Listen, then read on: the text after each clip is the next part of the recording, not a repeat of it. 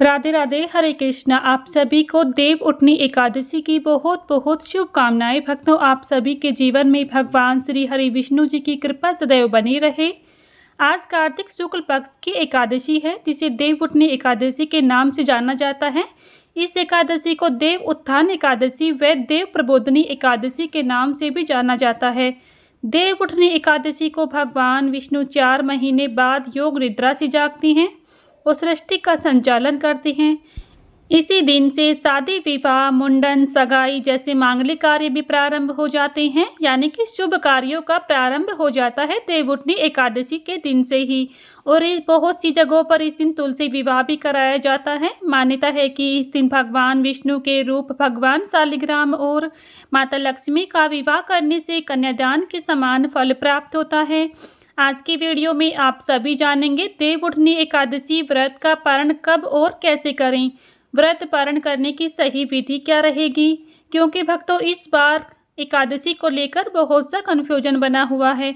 कुछ लोगों ने देव उठनी एकादशी का व्रत 1 नवंबर यानी कि आज रखा है, और कुछ लोगों ने देव उठनी एकादशी का व्रत जो है कि कल करने वाले हैं। तो ऐसे में दोनों ही दिन के शुभ मुहूर्त के बारे में जानेंगे। पारण आपको किस समय पर करना चाहिए, क्योंकि भक्तों, हरिवासर के समय व्रत का पारण नहीं किया जाता है, और एकादशी के अगले दिन द्वादशी तिथि पर हरिवासर कब से कब तक रहेगा, इस बात का जानना भी बहुत ज़्यादा जरूरी है। व्रत का पारण अगर आप सही मुहूर्त में और सही विधि से करते हैं तो इससे आपको व्रत का संपूर्ण फल प्राप्त होगा।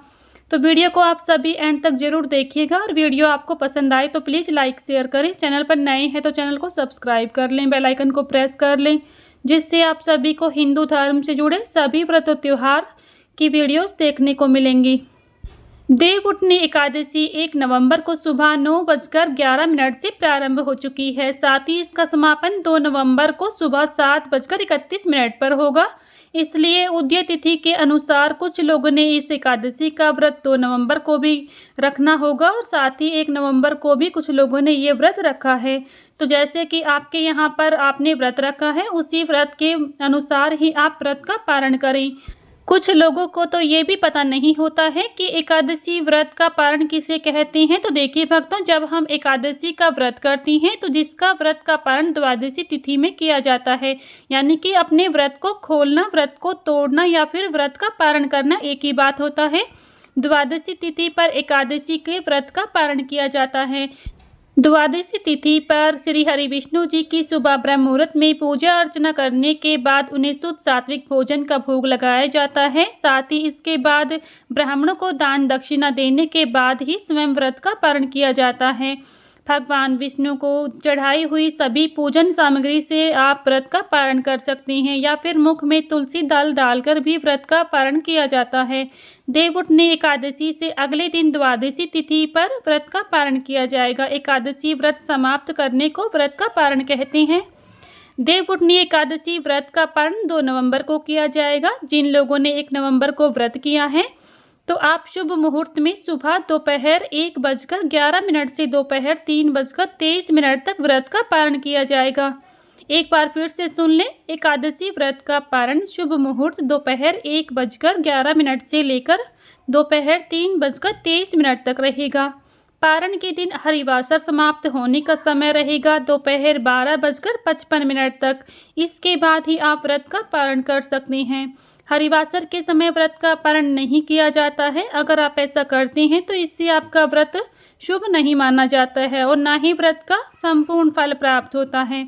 अगर द्वादशी तिथि सूर्योदय से पहले समाप्त हो जाए तो एकादशी व्रत का पारण सूर्योदय के बाद ही होता है।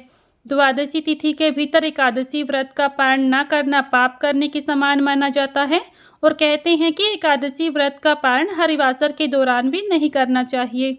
हरिवासर द्वादशी तिथि की पहली 1/4 अवधि होती है, जिसमें व्रत का पारण करना शुभ नहीं माना जाता है। इसलिए व्रत का पारण शुभ मुहूर्त में ही करना चाहिए। एकादशी व्रत का पारण तुलसी दल डालकर कर सकती हैं, जल का सेवन करके कर सकती हैं। इसके बाद भगवान विष्णु को भोग लगाकर स्वयं भोजन करना चाहिए, लेकिन इससे पहले ब्राह्मण को दान दक्षिणा देने के बाद ही व्रत का पारण करना चाहिए।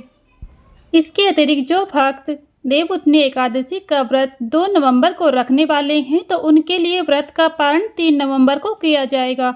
3 नवंबर के दिन व्रत का पारण सुबह के समय 6:34 से लेकर 7:58 तक व्रत का पारण कर सकते हैं। इस शुभ मुहूर्त में आप अपने व्रत का पारण करें, जिससे आपको व्रत का संपूर्ण फल प्राप्त होगा।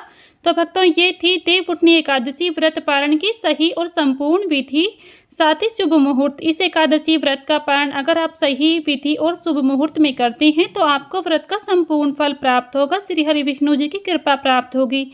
आज की वीडियो में इतना ही। वीडियो अगर आपको पसंद आया है तो प्लीज़ वीडियो को लाइक शेयर करें। चैनल पर नए हैं तो चैनल को सब्सक्राइब कर लें, बेल आइकन को प्रेस कर लें, जिससे आप सभी को हिंदू धर्म से जुड़े सभी व्रत त्योहारों की वीडियोस देखने को मिलेंगी। मिलती हूँ नेक्स्ट वीडियो में, तब तक के लिए सभी को राधे राधे, जय श्री कृष्णा।